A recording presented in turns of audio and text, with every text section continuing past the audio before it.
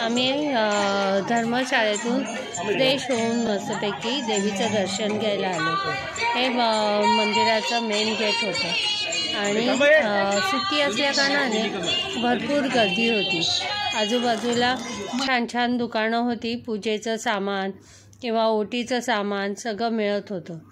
ते आम्ही चप्पल काढली आणि मंदिरात गेलो।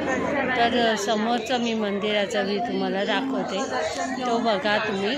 मंदिर किती सुंदर आहे, अगदी तिथे जाऊन मन अगदी प्रसन्न झालं आमचं। आणि आम्ही लाईन शोधत होतो दर्शनासाठी।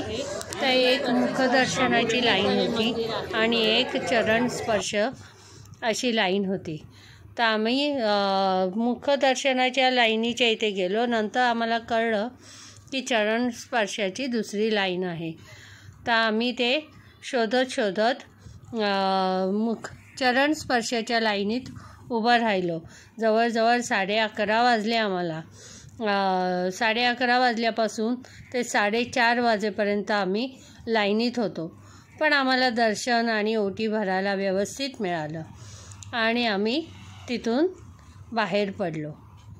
आणि हे मंदिराच्या ह्याच्यावर खूप छानपैकी कोरीव काम केलेलं आहे आणि सूर्याची किरणे देवीच्या अगदी मुखाशी पडतात अशा खिडक्या पण आहेत। आणि हे बघा, लाईन पण एवढी मोठी होती की खूपच लाईन होती। मी आपली घाई लाईनीसाठी धावत होते।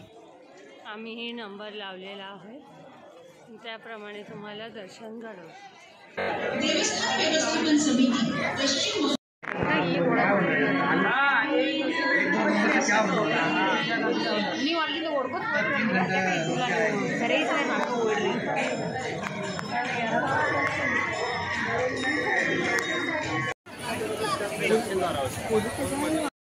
मंदिरात आम्ही दर्शन घेतलं आणि अन्नक्षेत्रात जेवण केलं आणि शॉपिंग केली थोडी। आणि तिथेच आपल्या जे धर्मशाळा पण घेतली, मी तुम्हाला दाखवली गेल्या व्हिडिओमध्ये। त्याच्यासमोरच टुरिस्टवाल्यांचं एक शॉप आहे। हे त्यांचं कार्ड आहे, मी त्यांचा नंबर देते। तुम्हाला कुठेही जायला त्यांच्या इथून गाड्या मिळतील। आम्हाला कोल्हापूर ते ठाणा 800 रुपये स्लीपर अशी ही गाडी मिळाली आणि आम्ही रात्री 9च्याच गाडीने ठाण्यात आलो। ठाण्यात आम्ही 7:30ला पोचलो। आणि ओव्हरऑल तुम्हाला कोल्हापूरचा एका माणसाचा किती खर्च होतो ते मी आता सांगणार आहे। तो ओव्हरऑल एका माणसाचा खर्च 5,000 असा होतो। त्याच्यावर तुम्ही कुठलं हॉटेल घेता किंवा तुम्ही शॉपिंग आणि जेवणाचं हे अवलंबून असतं। आम्हाला तरी आम्ही धर्मशाळेत घेतलं होतं, त्यामुळे आम्हाला खर्च 5,000 आला। आणि तुम्ही जेवण खाण्याचा खर्च हा वेगळा आहे।